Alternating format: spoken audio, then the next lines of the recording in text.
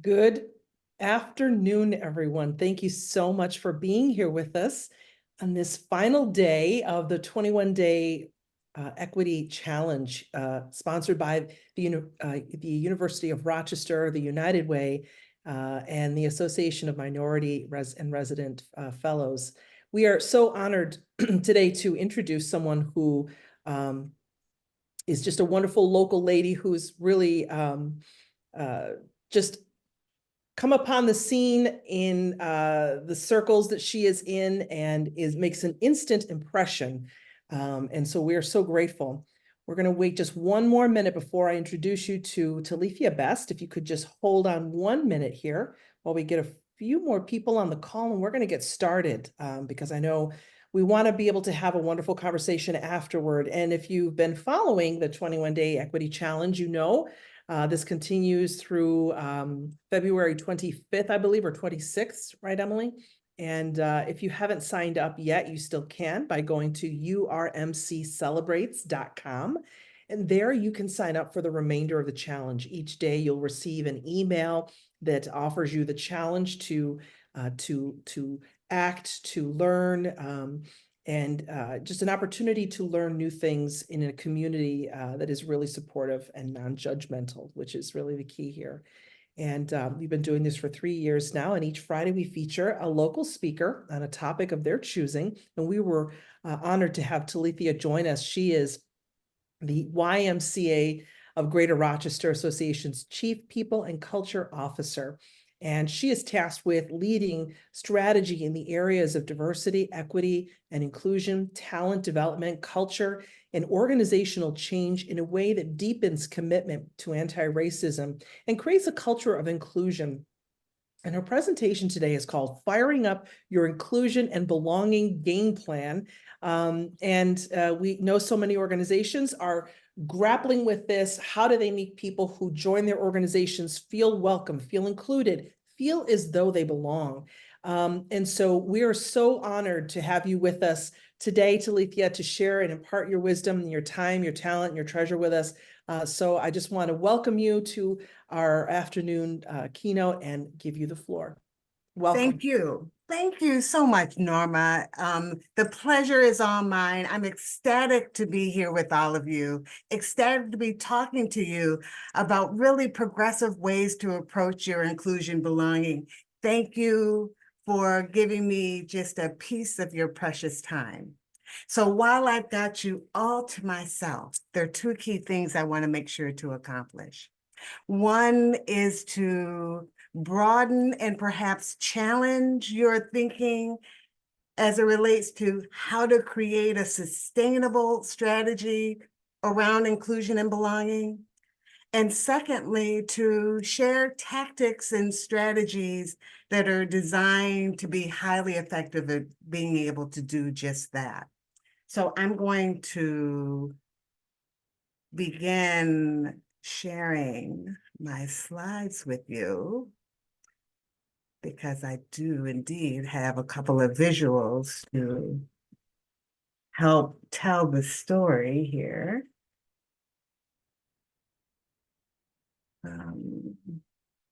Can you all see my slides okay? Firing up your inclusion and belonging game plan. Norma, Emily, is that showing Yes, up? we can. Yes, Okay. we can. Yes. Awesome. Awesome.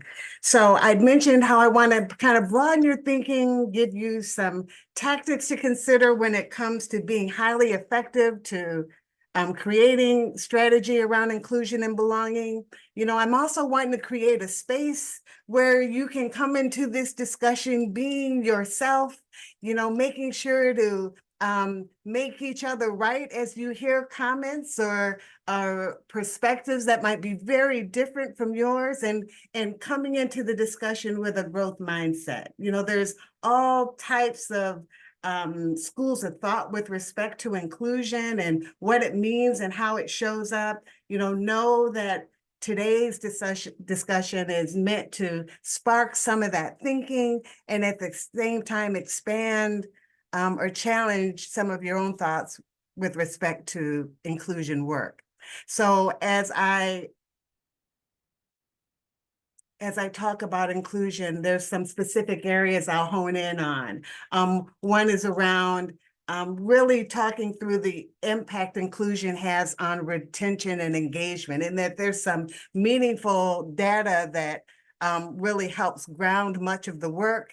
We'll talk a little bit about what inclusion is, and level set in terms of all of us starting from the same jumping off point, and ultimately how inclusion feels, because there's a difference between intent with respect to inclusion and impact with respect to inclusion. And then finally, some discussion around what are companies doing to help create that feeling of inclusion, that feeling of belonging in a really meaningful way. As I start the discussion, in any discussion that kind of falls under that inclusion, belonging, diversity, accessibility umbrella, it's really important to know your why when getting into this work. We live in a productivity obsessed culture where we've been taught to prioritize doing over reflecting, right? Or to chase quantity over quality, or to solve for efficiency over nurturing relationships. So it's not a surprise then that as a practitioner of this work, like many of you perhaps, that we're often asked, what can I do? So I want to share with you some of the more progressive trends that are really noteworthy and can inform your thinking with respect to not only inclusion practices you put into play, but your why behind the work. So one of the trends is this notion that the business case for diversity is the end all and be all of our work.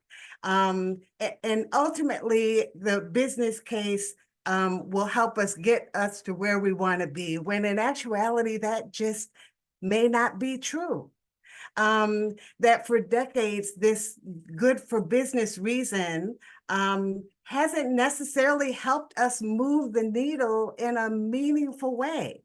And by that, I mean, the business case for diversity just isn't precise enough to elicit the kind of urgency or long-term commitment that real change requires when doing this work. As I think about even at the why, we've got 2 executives of color in our C-suite, and it took 176 years for it to get that point.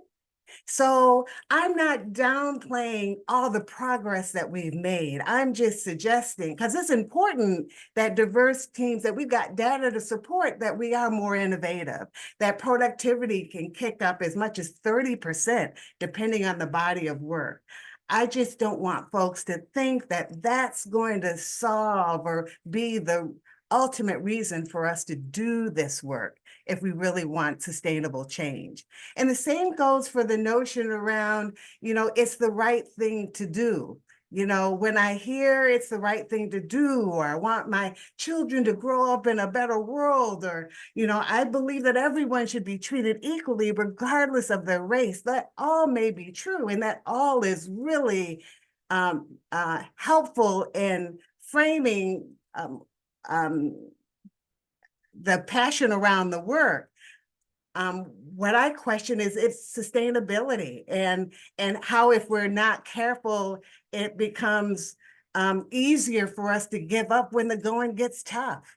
Because those of you that have been doing this work for a long time, that it's not easy. So I invite you to consider, when thinking about your why behind the work and what is it that drives you to do this work, that you're asking questions along the lines of, who benefits from this action?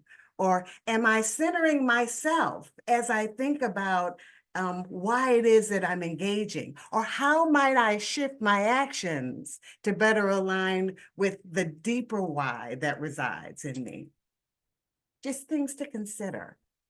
We've got to also realize another trend that's taking place is the attacks on DEI that we're seeing take place and how that creates polarization in a lot of ways. And polarization is really the antithesis of inclusion. It's the polar opposite of inclusion. It creates that us versus them approach. And so, recognizing that um, um, um, polarization can chip away at the real essence of inclusion, which is about creating that sense of belonging and unity.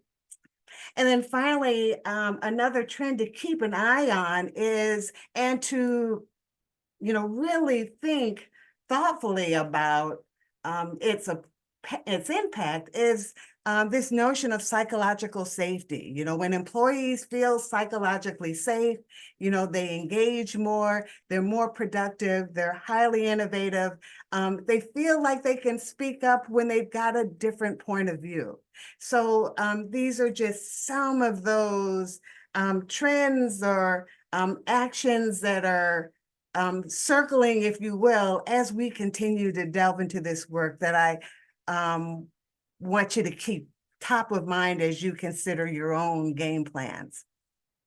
All that said, there's a lot of really good data that suggests there is a true connection between inclusion and employee engagement and the retention of our staff. Deloitte in particular has been really effective at defining the role of inclusion, describing how it shows up in really practical terms, and even goes as far as sharing different ways to measure inclusion in a really tangible way.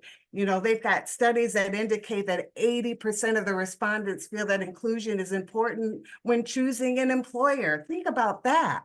That folks that are seeking employment actually look for representation, whether it's on leadership teams, whether it's in critical roles that have decision-making, whether it's, board representation. Folks are actively seeking out individuals that look like them, that the interview team is representative of folks like themselves. Another portion of their study indicated that 39% of their respondents reported that they would actually leave their current organization for a more inclusive one. Imagine that.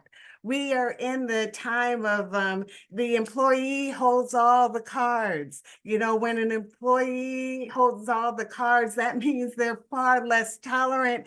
They have more expectations and are less patient when it comes to feeling and experiencing what they feel is an inclusive experience. And then the same study indicated a portion, 23%, had already left the organization, had already determined this is not the spot for me. I don't see myself. I don't feel like I'm a part of the game plan or being a part of decisions or what have you. And so they opt out altogether. So again, some really meaningful data that connects inclusion with engagement and retention of our staff. So I've given you quite the earful already. And my guess is you're really, thinking and considering, what exactly does inclusion look like within my organization, much less how do we define inclusion. In fact, I'd love for you to tell me, when you think about the word inclusion or how inclusion shows up for you, are there certain words or phrases you would use to define inclusion? Type in chat for me. What words or phrases come to mind when you think about what is inclusion? I'm curious as to what's on your mind when it's this concern. What's it mean to you? I've talked about some of the data suggesting the power of inclusion. I've talked about some of the impacts that can be had. Yeah, so I'm seeing words pop up, safe, being warmness, they're able to bring different perspectives together, right? Belonging is coming about, welcoming diverse and being considerate, respect. There's some really strong words that you're using to describe. What words, what phrases are coming to mind as you think about what inclusion means? Yeah, embracing, feeling like I belong. Respect is getting amplified in a big way. Equal, kind, inviting. Some deep listening might be involved. Look at the level of intensity of some of the words that you're coming up with to describe what inclusion means, right? And it is this intentionality, right? So a formal definition to consider, keeping in mind these words and phrases that you've used and defined where inclusion is belong, is that inclusion is that sense of what is unique about us is valued. And diversity is the ways in which individuals or groups are unique from each other. So when looking at that inclusion definition, it's less about the intent we have and the actions that we take, and more about the feeling that someone experiences as a result of that action. One of my favorite leaders, Verna Myers, who had strategy over at Netflix, was the person to really coin the phrase, diversity is being invited to the party, but inclusion is being asked to dance. And think about what all is involved when you dance, especially if you like to dance the way I do. When you're dancing, you're moving with someone, you're feeling the flow of the music, you're going with the rhythm or not in some cases, and whatever flow feels good to you. But it suggests you're playing an active part, that you're fully engaging, right? That's inclusion. But what place does belonging have? So what place does belonging have? If you think about the word belonging, how would you define that? What words or phrases come to mind when you think about belonging? Include those in chat for me. What do you think? Someone off the street asked you, well, what does it mean to belong? How would you describe belonging? That's a bit different, right? When compared to inclusion, though some folks use it interchangeably. Any thoughts with respect to what belonging means to you? Are there certain words or phrases? Yeah, I'm starting to see some things coming up. Embrace for yourself. Yeah, feeling accepted as your whole self. Being aligned to a part of an aligned tribe. Yeah, you're starting to see kind of this slight distinction, right, between inclusion and belonging. It's this being part of, it's this attunement. I'm loving the words and phrases you're using to capture some of this feeling of belonging. It's part of a group where your opinions matter, absolutely. Or perhaps it's around feeling both embraced and feeling like you can embrace your environment or community. All really strong words to describe that experience, really, of belonging. When it comes to belonging, if inclusion is the effort we make to help others truly belong, then belonging is the feeling that it's working. Belonging is that deeper product of inclusion, if you will, this state of being that can only be produced in a diverse, in a safe, in an accepting environment that truly is inclusive. So with that, there's, a skill that's really central to inclusion and belonging, really to create that space. And one of my favorite authors, Brene Brown, really talks about this beautifully in the context of empathy. So check out this really short video and I'll meet you on the other side.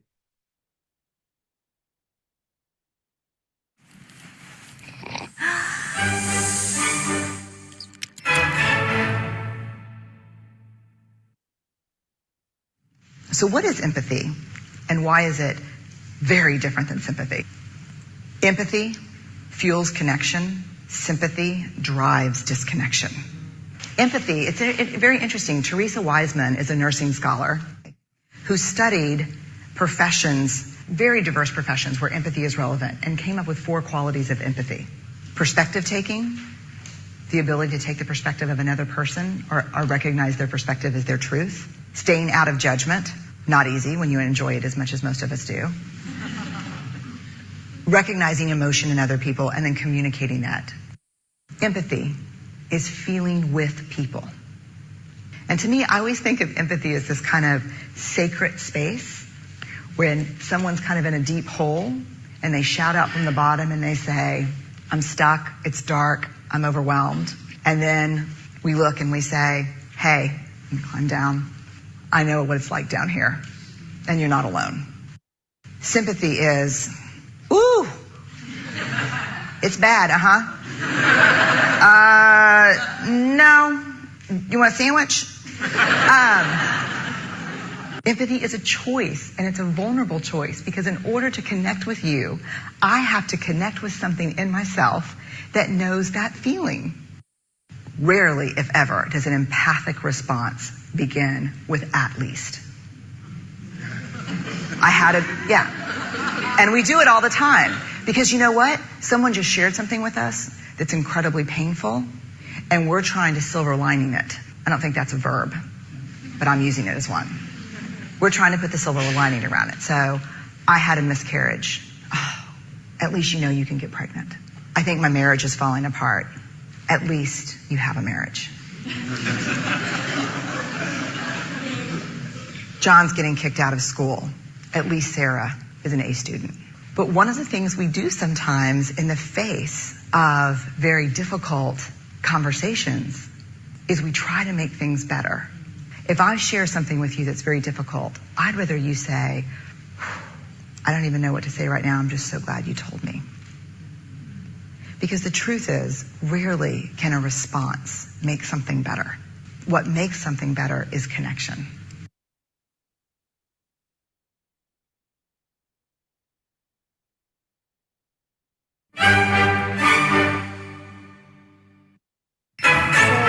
Renee says, rarely can a response make something better. You know, what makes something better is connection. And when you make connection, you increase inclusion. And when you increase inclusion, you heighten the likelihood that belonging will soon follow.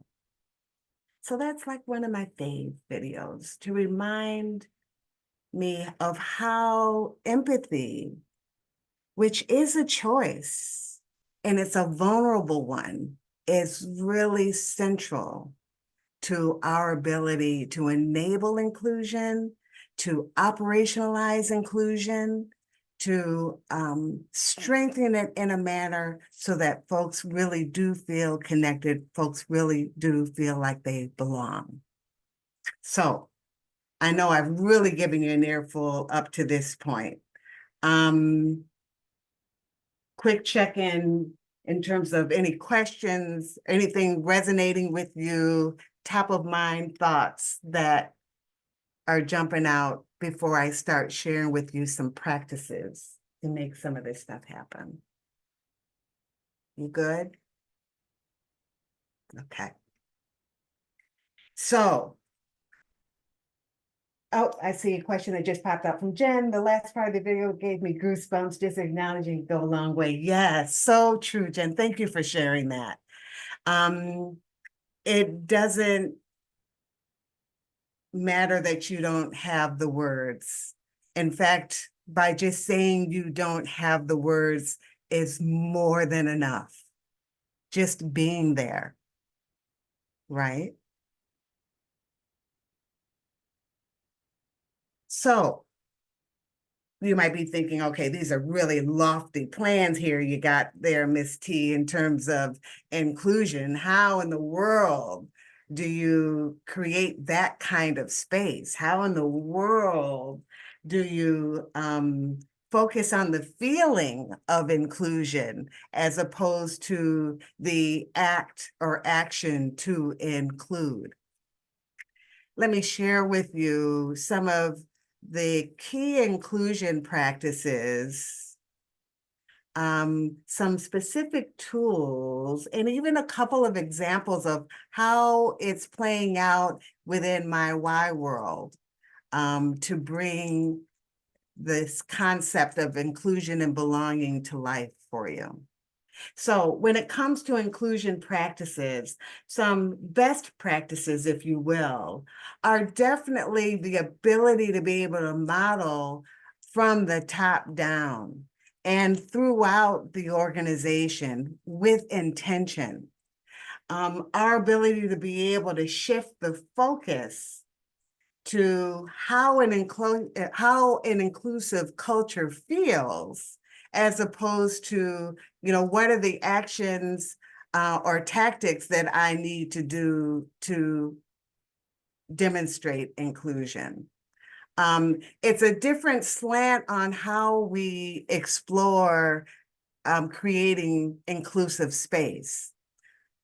It also invites us to embrace the intersectionality of our people, that there's more to that individual than the job or body of work that we pay him or her to do.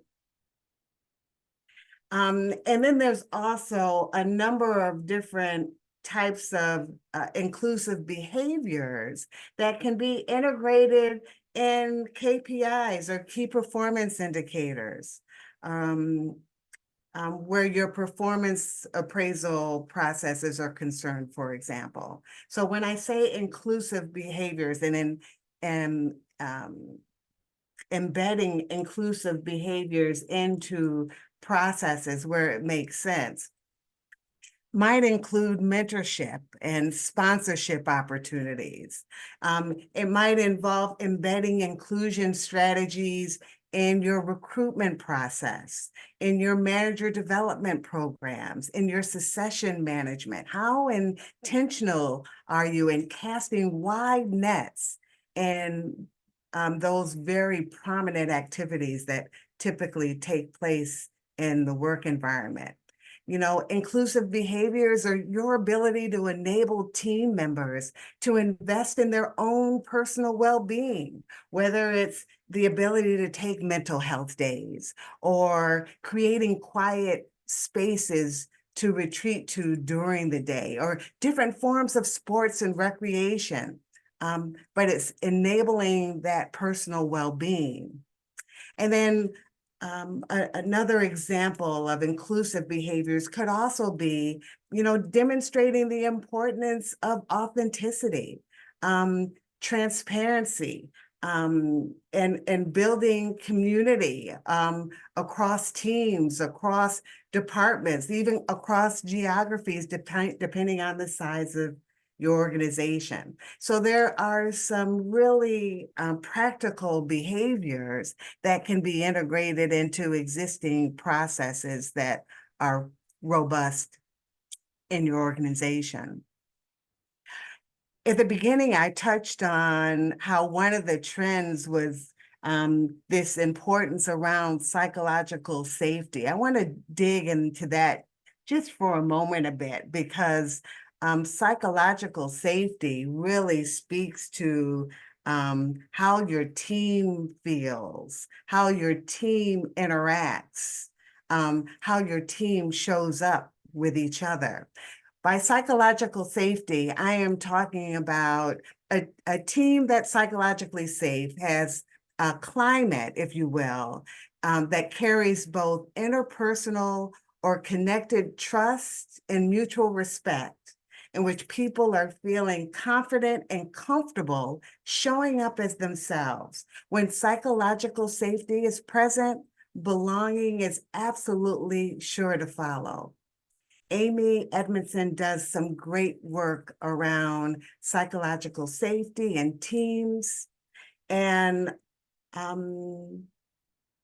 it's just an excellent resource for various tools that can help support psychological safety. One of the tools that I like using often is this checklist, if you will, to self-assess how psychologically safe you feel individually, or this tool can also be used with team members.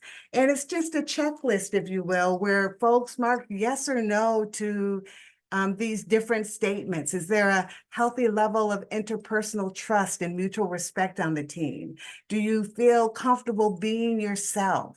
Do team members speak up in roughly the same proportion during meetings? Or do you notice that certain people tend to take all the airtime over others? Do you and the team carry some social sensitivity? Are you in tune with how others feel or may be feeling as you interact? Do you and each team member speak up without fear of retaliation? Do you feel safe taking risks? Do you actively seek out feedback? This is a quick and dirty checklist, if you will, to see how psychologically safe you feel, and or a checklist that can be shared with team members and provide feedback to you with respect to how psychologically safe they feel. So this notion of psychological safety can really accelerate your inclusion efforts in a big way when paying attention to it. As I think about the Why's journey and inclusion, I've been with the Why in this role for just a little over 2 years. And we are continuing to learn. And we're continuing to take steps to do better, really. So for me, these first couple of years have been about foundation setting. Prior to my joining and during COVID, that was rough for the Why, as was the case for everybody. But the Why, it was a tough period. It was the first time we had ever closed any branches. It was the first time that we had to move from furloughing literally hundreds of employees to permanently letting go hundreds of employees. And we had just, in our 100+ history, had never, ever had to do anything like this. So I came into a scenario where the culture, morale was, at this painful place still. And folks were still trying to figure out where they fit. And we were just kind of getting our head above water and looking to the left and looking to the right to see who was still around and wanting to take some steps to move forward. There's a lot of new faces that came on board. We had a handful of folks that have been with us through the long haul and are still with us. But the organization really had a different look. So I came into it trying to figure out how could we co-create this new culture with the new people, new perspectives, different experiences, a new way of operating based on everything that we had learned during COVID. And so I had a chance to spend time in all of the branches to literally co-create how we wanted our culture to be. So I asked a really simple question, one word to describe the culture during COVID. So we had some, before or baseline, if you will, and then one word to describe the culture you want now. And as I made the rounds to talk with staff at all of our branches and to spend time really dissecting what those words were all about, this was kind of where we landed. We call this our culture cloud, if you will, and it's meant to reflect, the words that show how we want to be as a culture now. And the bigger the word, the more people that said that word. So inclusive, supportive, peaceful, understanding. Note how they kind of take center stage. And this serves as kind of our visual, if you will, our go-to, if you will, to remind us of this is what we said we wanted to be, how we wanted to show up. And we collectively created this. We almost kind of crowdsourced, how we wanted to show up. And this is kind of our first artifact, if you will, coming out of COVID that we literally co-created. So this has been a strong anchor. What was then done is infrastructure was really important to me, and still is, in that if we want to operationalize inclusion, if we want it to just become the way we do what we do, there are certain pieces that are helpful to be put in place that allow for that type of operation to take place. So we have a number of different groups and entities that fall under our inclusion and belonging umbrella.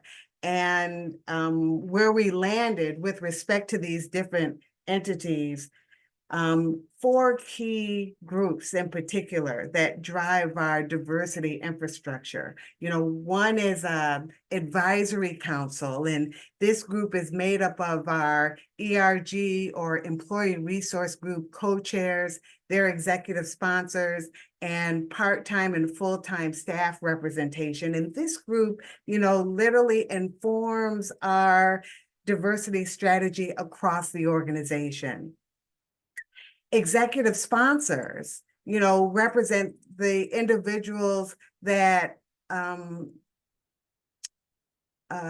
support each of our employee resource groups.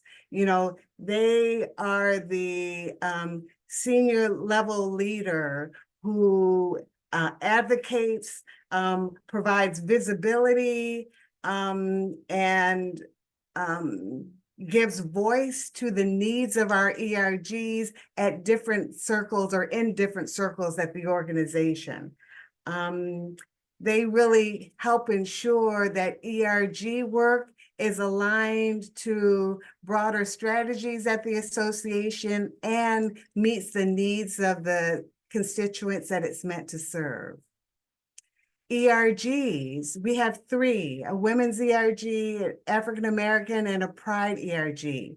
And we will be launching within the next 3 weeks an emerging leader ERG and the Hispanic and Latinx ERG.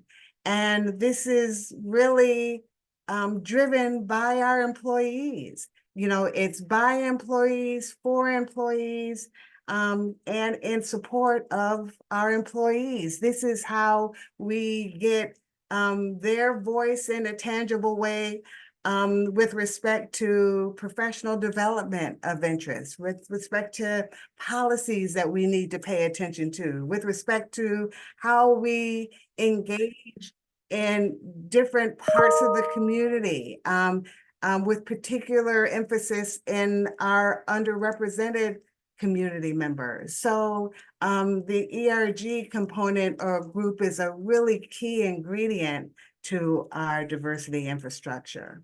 And then finally, we have what we call inclusion champions. I needed to have a way to be in everybody's face without physically being in everybody's face. And so champions have been that void, can fill that void for me, meaning that they, represent kind of the voice of the branch. They become the branch go-to person when there are questions about, difficult member situations that folks get involved in. I could tell you some stories about, the scenarios we find ourselves in where members are concerned, or if a parent expresses concern around how their child is being treated, or if someone is wearing a hijab in the sauna, and how that person is treated with respect to trying to describe the instructions with clothing and when it comes to using the sauna, but doing so in a way that's respectful of the hijab. So there's just so many interesting day-to-day scenarios that someone within the branch, if someone's there to help provide guidance, help create space to discuss different scenarios that surface, and also someone that can highlight wins that are taking place. We've got branches that have been doing some really progressive work when it comes to working with and enabling programs and services for people with disabilities. So the Champion is been a great resource to channel all of that. And at the same time, liaise with the ERGs to keep people in the loop around ERG related activity. So all of these groups are touch points under the diversity umbrella are kind of the ways we put the infrastructure in place so that now that we have certain things embedded, we can move into our next phase that's really designed to heighten engagement, and including, deploying our first engagement survey later this year to establish some baseline where that's concerned. So I just thought I would share with you, that we too are on our own journey, and there's a couple of different tools we've found that have been helpful in how we've navigated that journey, taking into account, where we are now, and we'll continue to evolve, no doubt at all. Yeah, I think those are all my goodies. I'll leave you with one of my favorite Angela Davis quotes. I am no longer accepting the things I cannot change. I am changing the things I cannot accept. And that's how I see our work. That's how I see the role we play in ensuring that we're asking the tough questions, that we're creating space for folks to grow in their understanding and to share the whys behind their point of view, even if that point of view is really different from what we're thinking or where we come from. It's the discussion that's really important. It's the learning that can be had from that discussion that's really important. So I leave you with, you got this, we got this. We're all in this together, and it's incumbent upon us to do everything that we can to support each other and to keep each other in the loop around how to navigate this space that continues to evolve. But my hope is that you had one or maybe two interesting nuggets to inform your thinking in your own game plan. Thank you. Happy to have any questions or open up a discussion.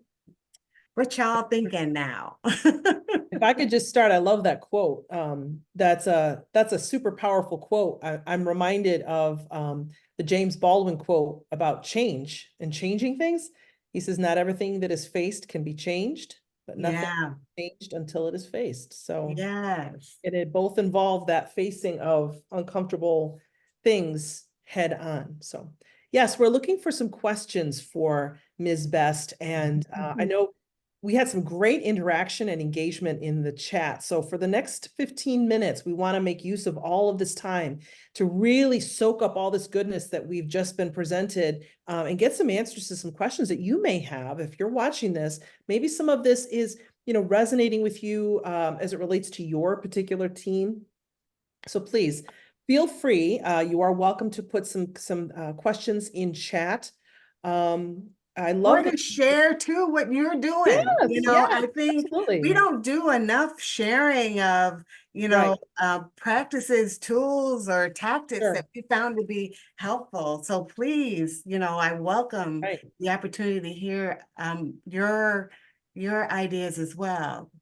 One question I had was about your engagement survey that you're about to begin this year, Yes, to launch one this year. I know yes, that we, in the Office of Equity and Inclusion we've been investigating the same thing, or not investigating, we are contemplating the same things, because getting a sense of how people feel is super important before you begin the larger work of change, right? You want to know where people are and what they're thinking. yes. Yeah, do you often do when's the last time you had an organization-wide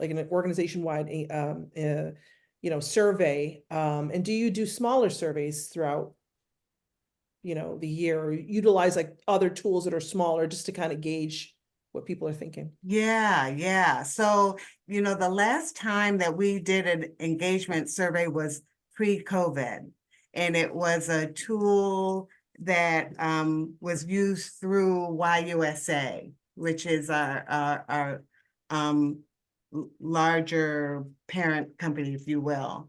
And so it's been a minute since we've done it.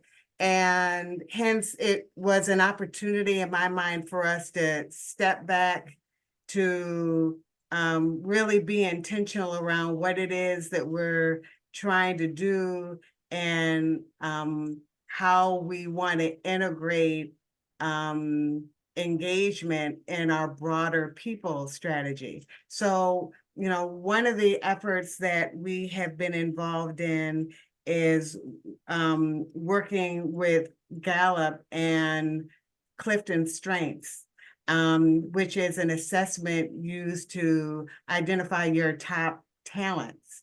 And in my mind, a big part of that inclusion and belonging strategy is being able to play to people's innate abilities, being able to help people do what they do. And every time they do it, it's done in a productive way. And being really intentional about how we position people and where we position people and how we partner people. So for me, I saw this as an opportunity to establish some common language with respect to that. And that's where Clifton Strengths comes in. So because we've got that body of work in place with our staff, all of our people managers have had the assessment and will be going through a boss to coach training program, and then their teams have taken the assessment as well. So now we've got this inventory of skill and someone being analytical, someone being the relator, someone being disciplined, someone being strategic. It's really just giving us a whole nother language. So the engagement survey we are using is Gallup's Q12 to help reinforce that language and the practice of playing to someone's strengths with intention. And at the launch of that this fall, we'll be using pulse surveys to check in between and leverage the action planning supports that are a part of the engagement survey, because it's one thing to get your engagement survey results, Right. but the question then becomes, now what do you do with it? Right. And I wanted to be able to answer that question for our leaders, so that folks could be intentional around their game plan once they receive the results. Did that answer? That was a It really does. long-winded. No, but it's good to know we're not alone. Yeah, The same no, thing. not Yeah. by any means. Yeah. The journey continues for us for sure. Mario, We I got a see your question. question in chat. Yeah, what are Mario. best practices for bringing people together in a decentralized environment, and how can leaders incentivize participation groups on inclusivity? Yeah, that's a really good question. And my response to that, Mario, would be to start where you already have an appetite for it. So there are oftentimes early adopters when it comes to people that want to come together to share ideas, best practices, or co-problem solve. That if you're looking to begin to engage in activities that bring people together, start with the people that want to do it. What I find is that oftentimes that can take on a life of its own as people engage in that manner, solve problems in that manner, and share perspective in different ways. Start where you've got the path of least resistance is my MO. Sheila asks, are there any resources, books, articles you can recommend? Ooh, girl, you shouldn't have asked me that. There's all kinds of goodies. Oh my goodness. Oh, there's so many goodies out. There's I'm currently in the throes of 2 or 3. One is The Wake Up by Michelle Kim. Closing the Gap Between Good Intentions and Real Change. I'm a big fan of that book. Mary Frances Winters has an excellent, any book by Mary Frances Winters is amazing. But her latest, Racial Justice at Work, is another really good one, in that it gives really practical tactics that can be used to address bias, racism in policies, practices, where your people strategy are concerned, how to prepare for resistance and to be really intentional about that step and navigating a change curve as you're doing this work. Big fan of Racial Justice at Work, very practical. And another read that is not for the faint at heart is a book called White Women, Everything You Already Know About Your Own Racism and How to Do Better. That's by Regina Jackson. I'm warning you, it's very in your face, to the point, and doesn't leave any stone unturned, but is absolutely robust discussion that helps get different points of view and perspective in the discussion. Big Okay, fan I'm of putting that. links in the chat here for people if they want to look up these books. Yeah, and if you don't, anything you don't capture, I'll make sure I can send to you too, but you're cruising. This is great. You all are putting it up right away. These are just some of the kinds of tools that I've found to be helpful in making the work tangible. Some of the tools that are helpful to help create space for dialogue and difference. The antithesis to racism is silence. So when we don't talk, we actually are helping to perpetuate it. Can I interrupt you on that, Talithia? Because I need to address something you just said early on in this in your lecture, is that there are attacks and there are attempts, coordinated attempts to try and silence the work of those who do equity work around the country, whether it's in higher education, whether it's in business. You talked about yourself that the business case is no longer a good enough case, and neither is it that it's the right thing to do. So how do we not be silent in an environment where we're starting to feel that heat about whether we say anything or not? Yeah. It's really important to create space for the heat to be discussed. That it's important to hear the point of view and the whys behind the point of view, so that we understand what it is that we're working with. You know, we can't strategize, we can't mitigate if we don't understand where folks are coming from, if we don't understand what's informing the thinking. And it's not to say that every time we have discussion that it's going to convert people. In fact, I would argue that's not our mission, to change someone's mind or to make them think differently. That's awesome if they do, but that can't be our end game. You know, our end game is to plant the seed. Our end game is to challenge the thinking with alternatives, with perspective, with actions that are designed to unify, that are designed to give voice, that are designed to advocate, that we have to be that. That's awesome. I love that. Plant the seed. Yeah, it's important to plant the seed. I also was really struck by an interesting analogy. I don't know if folks have had the chance to check out Ava DuVernay's Origin documentary film. It is amazing. It is just amazing. Caste is another good book by Isabel Wilkerson. You know, for those of you that are really wanting to expand your thinking and perspective on racism and the origins of it. There's an analogy she uses in the film of comparing navigating racism or addressing racism to like living in a house.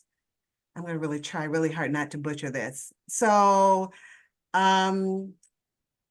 you know, so she was describing how oftentimes people will say, well, you know, I wasn't around in slavery, you know, I didn't have anything to do with that, or, you know, what can I do? There's nothing I can do about what happened 400 years ago. And so her analogy is like, we live in this, we inherited a house, and this house has soil that's a little bit weak, or cracks in the infrastructure, or the roof needs to be replaced, or sometimes the basement gets flooded. But we're now living in that house. And so the question is, you know, do we continue to just let stuff go? Or do we do what we can to repair what's needed in the house? So the point being that we don't have to be the ones who built the house, you know, but we are the ones now living in the house. And the question is, you know, what are we going to do while we're living in the house? And that's Ava DuVernay's movie, film Origin. Correct. Okay. Yeah, I was trying to find a link for that as well. My fingers aren't fast enough though.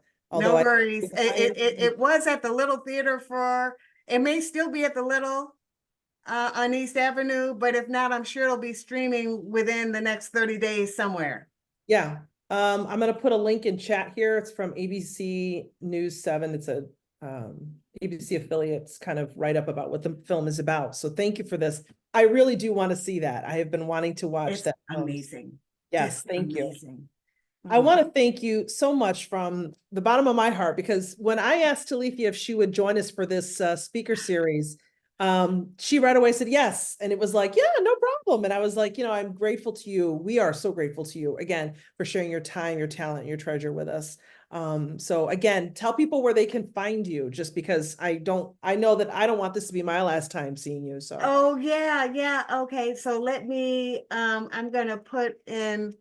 Yes, please do that. While you do that, my contact info real quick. You know, please don't hesitate to reach out. I love working with and collaborating with practitioners in our region, and just learning from you and sharing ideas. I mean, we're all in this together. That's true. We really are. I so appreciate that. I want to also, there you go. So you got Talithia's contact information is in our chat. And we're going to leave that up for just a moment. I do want to promote something. You talked about talking to one another and making space. And even if you don't always have the right words, we're launching a series of spring dialogues. These are restorative sessions that we're hosting. Anyone and everyone is invited to these. There are virtual events, and then there are some in-person events. And we'd love for you to join us. So that's in the events calendar. If you're a U of R employee, you can go into the events calendar and look up community dialogues. You'll find them there. But I did put a link in chat as well for you if you wanted to go and sign up. The first one is this coming week. And then they're going to be all throughout the spring, hosted by our U of R restorative practices team. But thank you so much, Talithia. Have a wonderful weekend. Thank you. You too. This video we are recording, this will be up on our website just after this event. Probably in the next week, we'll have all the video links up. And Katie says this was outstanding. Thank you so much. Work. Thank you, Jen. Jen, You're so thank welcome. you so much. Look at this. All the flowers coming right at you. Thanks, guys. Enjoy your Friday. Have a wonderful weekend and rest of your day. Same to you.